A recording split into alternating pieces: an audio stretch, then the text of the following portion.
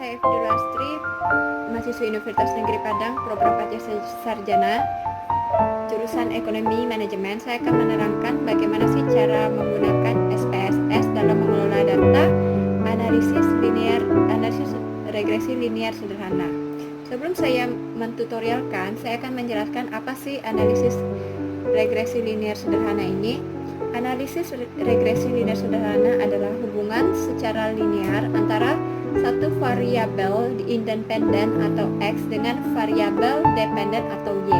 Analisis ini untuk mengetahui arah hubungan antara variabel independen dengan variabel dependen, apakah positif atau negatif, dan untuk memprediksi nilai dari variabel dependen apabila nilai variabel independen mengalami kenaikan atau penurunan.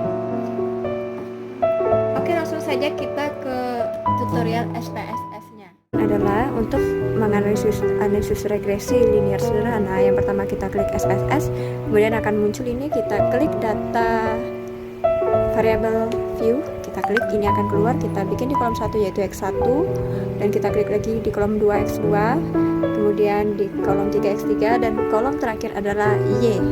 X1 dan X2 dan X3 itu adalah variabel bebas, dan untuk Y adalah variabel terikat. Untuk variabel bebas X1 kita ketik budaya organisasi di label, dan variabel X2 yaitu kompensasi, dan variabel X3 yaitu work life balance, dan terakhir adalah Y, kita bikin engagement.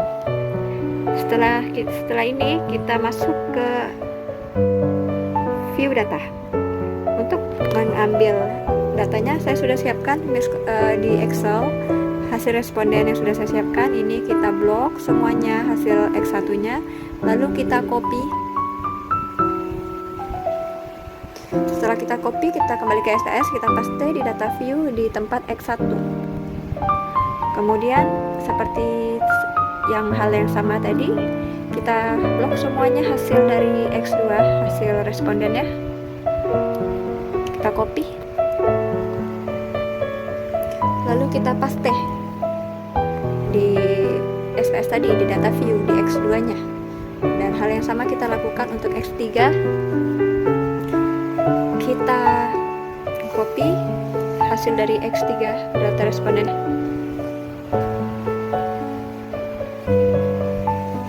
copy, lalu kita kembali ke data view, kita paste.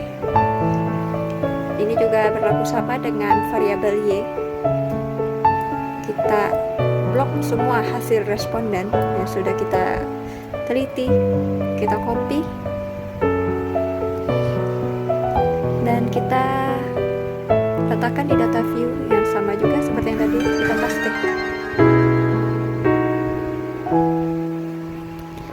Setelah selesai, maka kita klik analyze, pilih regression, lalu pilih linear, dan akan muncul kotak kecil. Maka variabel independen yaitu yang Y kita klik ya sebelah situ, dan variabel bebas di sini X1, X2, X3. Lalu tekan OK, maka akan muncul secara otomatis datanya. Ini dia hasilnya. Saya akan menjelaskan apa maksudnya. Yang pertama itu adalah model variabel start remove. Output ini menjelaskan bahwa variabel independen yang dimasukkan ke dalam model adalah variabel budaya, organisasi, kompensasi, dan work life balance, sedangkan variabel dependennya employee engagement, sedangkan metode regresi yang digunakan adalah enter. Yang kedua adalah model summary. Tabel ini menjelaskan besarnya nilai korelasi hubungan R yaitu sebesar 0,901, dan dijelaskan besarnya persentase pengaruh variabel bebas terhadap variabel terikat yang disebut koefisien determinan yang merupakan hasil dari pemodatan R. Dari output tersebut diperoleh koefisien determinan R2 sebesar 0,813 yang mengandung pengertian bahwa pengaruh variabel bebas terhadap variabel terikat adalah sebesar 81,3%, sedangkan sisanya dipengaruhi oleh variabel yang lain. Dan yang tabel ANOVA adalah menjelaskan apakah pengaruh yang nyata signifikan variabel organisasi, kompensasi, dan work balance X terhadap variabel engagement Y, dan output tersebut terlihat F hitung 88.200 dan tingkat signifikan probabilitasnya adalah 0. Dan terakhir adalah koefisien dari output tersebut diketahui bahwa kolom unchanged koefisien B baris konstan terdapat nilai konstansa sebesar 3576. Sedangkan pada organisasi terdapat nilai koefisien regresi 0,455. Oke, sekian ini hasil datanya. Itulah tadi cara pemakaian SPSS dan